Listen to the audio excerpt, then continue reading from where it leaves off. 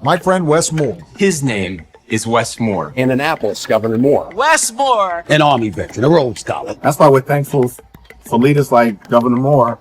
Tonight, CBS News presents Things That Matter. Is Wes Moore the future of the Democratic Party? Can he take on MAGA and the Republicans in 2028? And Governor Wes Moore is coming under fire after he vetoed a bill that would have created a commission to study and recommend reparations for African Americans who were impacted by slavery. This bill passed with the overwhelming majority in the House and the Senate. Our Lionel Donovan has more from Annapolis. When it comes to reparations, we have only begun to fight. Activists gathered in front of the State House this afternoon, calling out the actions of one man. Governor Wes Moore! What do you want? Reparations! When do you want it? Now! On Friday, the governor announced plans to veto legislation that would have established a commission to study the historical impact of chattel slavery and policies during the Jim Crow era. Governor Moore explained his reasoning in a letter to Senate President Bill Ferguson, stating, quote, "I strongly believe now is not the time for another study.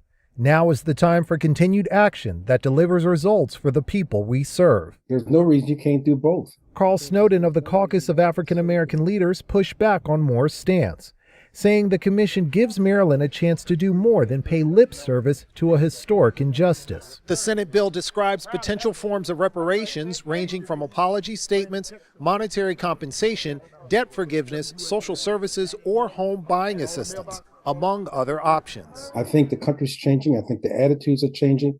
I think people are ready for a serious look at reparations at the state level. Now advocates say they plan to call on lawmakers to stand behind their votes because this commission is long overdue. No person, black or white, Democratic or Republican, should be unwilling to look at data and facts presented to them to show what has happened to black people and how it has ill affected them, especially in this hour. Now, if the reparations bill had been signed, the commission would have begun work this year with a deadline of 2027 to deliver a final report. On the heels of Governor Wes Moore signing emergency legislation banning 287G agreements in Maryland. We refuse to blur the lines between state and federal authority in ways that undermine the trust between law enforcement and the communities that they serve. The agreements letting local jurisdictions work with ICE, allowing detention centers to screen inmates, determining who may be in the country illegally, and in some cases serve warrants.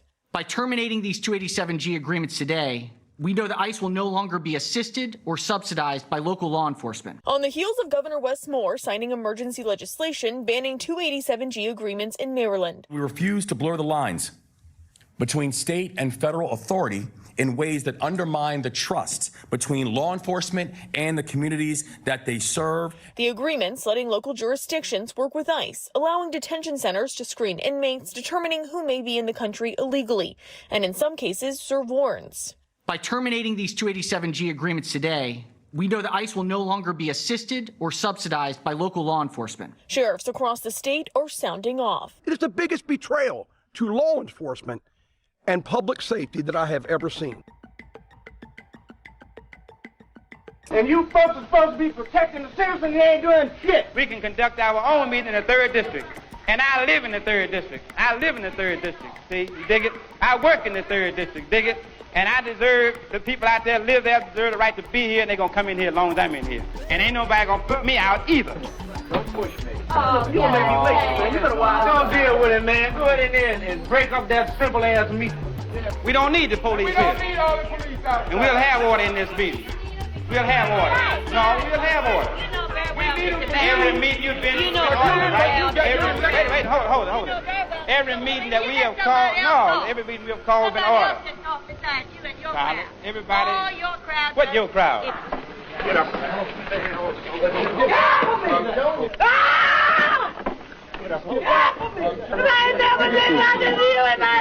The issue is whether people outside can come in. The issue is whether people outside can come in. So what? To order. Bang again. It is order. We want the people outside, inside. That's all. No, I'm going to stay in here where I was permitted. It is not fair to let a crowd out, because they're all a crowd from one organization, to pack the meeting. The problem is predominantly one of protection. You be quiet, I listen to you. It's one of protection for people, and one of services, right. Can I talk? Listen, we listen to you. Meeting now adjourned. Yeah, they're putting everybody out. See that what they're doing? They're putting everybody out right here. See that? Let's go down to the Y, everybody, and have a meeting. The meeting's over. Sergeant. The meeting's over. Sergeant, go ahead and resign. You're not going to walk. Don't walk through me. I'm not moving the planet. Go on, resign. I don't think you're strong enough. And I believe that. I'm tired.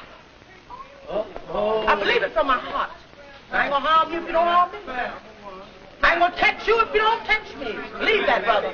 We grew up in an era where a lot of us ain't had fathers. He's like the father that's not living in a home, but still paying child support. He's still taking care.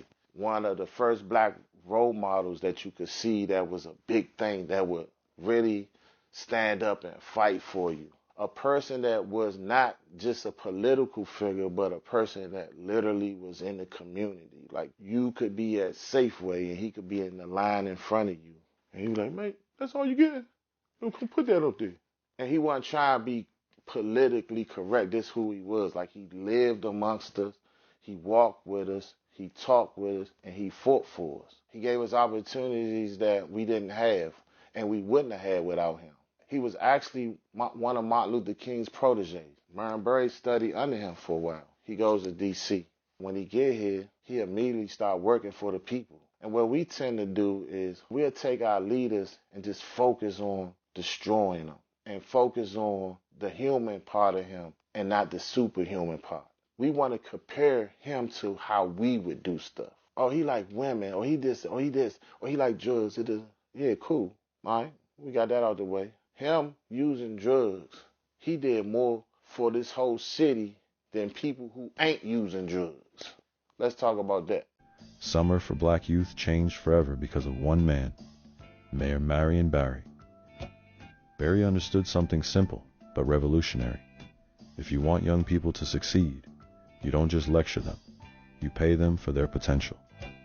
Before he was mayor, Barry helped create Pride, Inc., after the 1968 uprisings, giving young people their first jobs cleaning up the city they loved.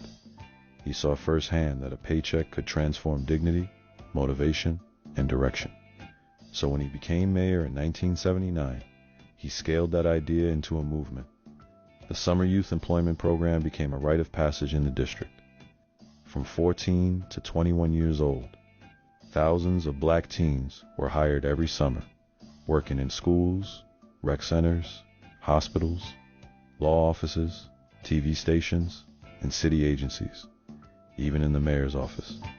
For many, it was the first time they filled out a W-4, learned to clock in on time, took direction from a supervisor, or imagined a career bigger than their block. Yo, what's good, family? Welcome back to FBA Today News and Current Events, the rawest voice for foundational black Americans. I'm T-Model ZX, and we starting this rant with straight current events bullshit that got me heated. First off, at the BAFTAs, this white dude, John Davidson, yelled the N-word loud as hell while Michael B. Jordan and Delroy Lindo were on stage presenting an award. Delroy and I are delighted to be presenting the first BAFTA of the night for a vital part of movie making. You may have heard some strong and offensive language tonight. If you've seen the film I Swear, you will know that film is about the experience of a person with Tourette syndrome. Tourette syndrome is a disability, and the tics you've heard tonight are involuntary, which means the person who has Tourette syndrome has no control over their language. We apologize if you were offended. Mainstream media and the BBC all over it, making every excuse.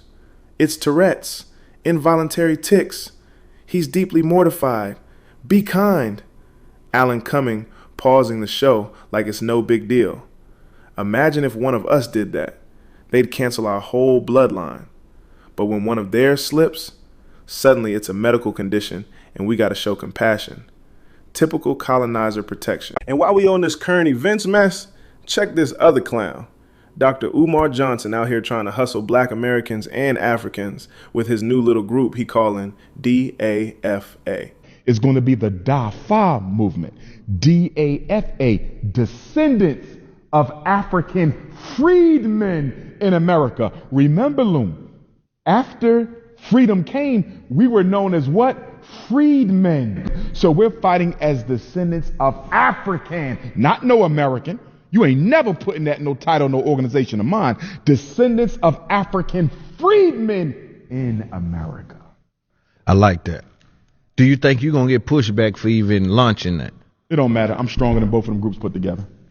He pushing it hard to counter FBA. First of all, FBA ain't no damn group you can counter. It's a lineage. It's the direct descendants of the enslaved who built this country. You can't counter bloodline with a membership card and a PayPal link, bruh.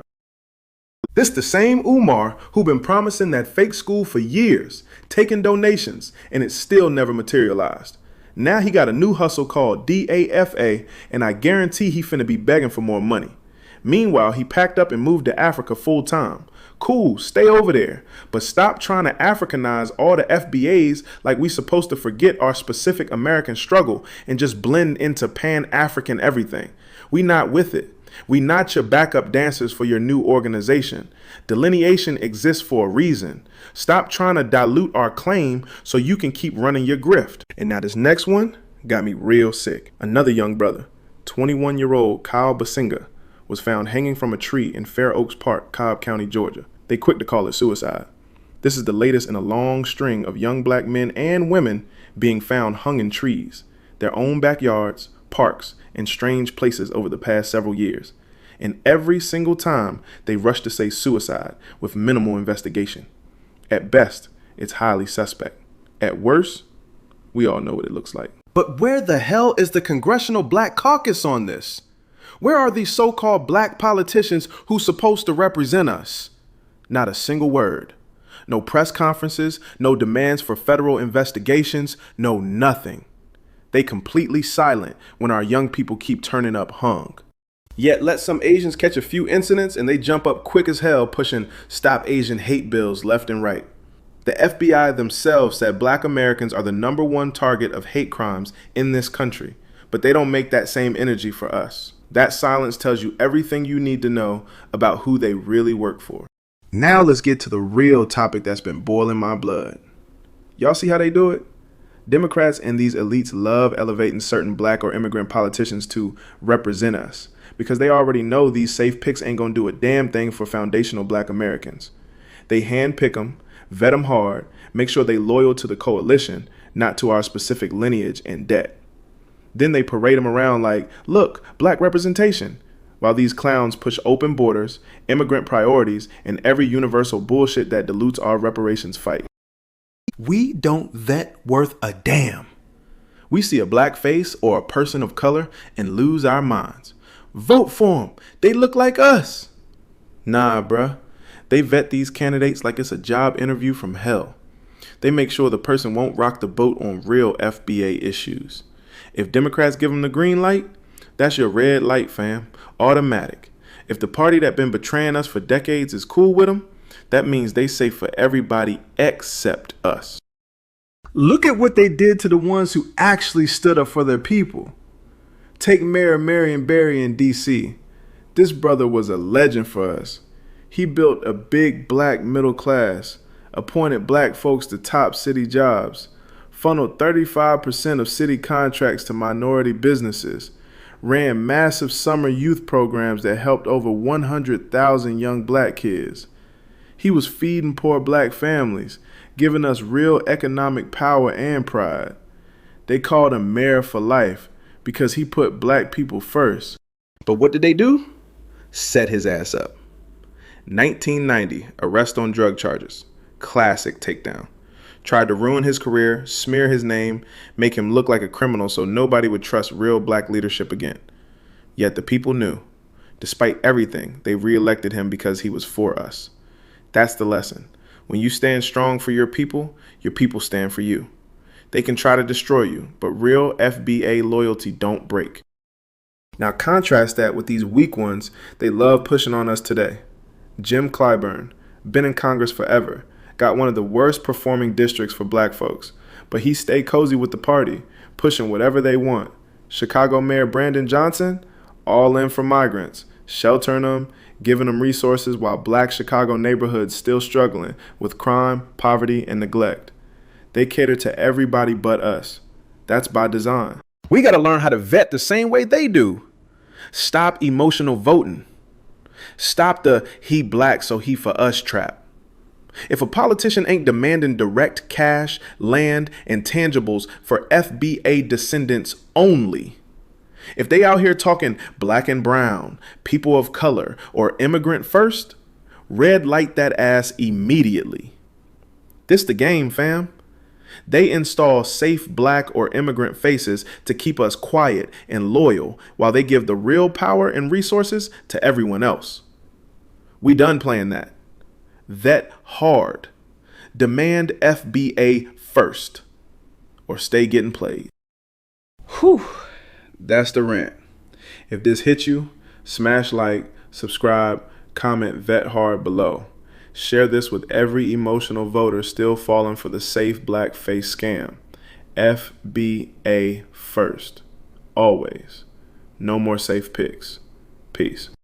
Big shout out to Gladdy Hibbler 4500 for dropping straight fire in the comments. Black people, stop letting these people use y'all with these fake symbols that they give you while everybody else get money, get free loans, buy properties, buy houses. They are giving this business loans. Black people, you get symbols, they get money. Make that make sense. You said it perfectly, fam. Symbols over substance. That's the game they playing. Appreciate you keeping it 100. You earned the spotlight. Keep bringing that real FBA energy.